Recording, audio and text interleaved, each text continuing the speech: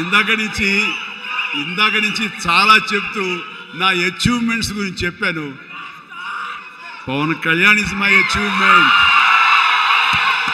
Ram Charan is my achievement, నా ఫ్యామిలీలో ఉన్న అందరు బిడ్డలు అందరూ కూడా నా అచీవ్మెంట్. వీళ్ళందరూ చూస్తుంటే ఇది కదా నేను సాధించానని. మొన్న పవన్ కళ్యాణ్ ఇంటికి వచ్చినప్పుడు ఒక మాట అన్నాడు, అన్నయ్య నీకు ఒక మాట అనేవాడి గుర్తుందా అని. ఏమన్నానరా, మన ఇంట్లో ఇంతమంది మీరందరూ ఉన్నందుకు, నాకు ఈ అవకాశం భగవంతుడు ఇచ్చినందుకు ఇది నాతో ఆగిపోకూడదు.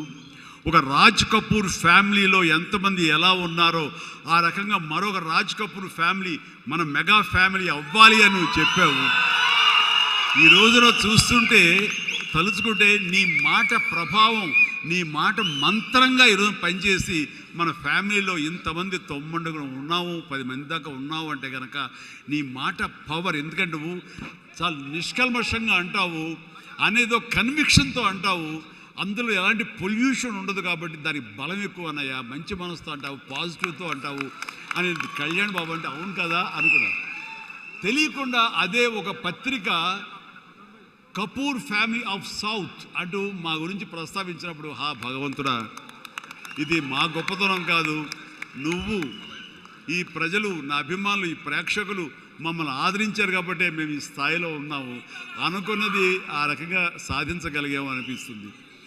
అండ్ గతంలో ఎప్పుడు నేను ఏ సభలోనూ ఇంత మనసిప్పి మాట్లాడుకోలేదు. అది మీతోటి నేను మనసిప్పి మాట్లాడుకునేంత ఆప్తుల మధ్య ఈ ఆప్తా సంస్థ సంబంధించి నా గుండెని టచ్ చేశారు.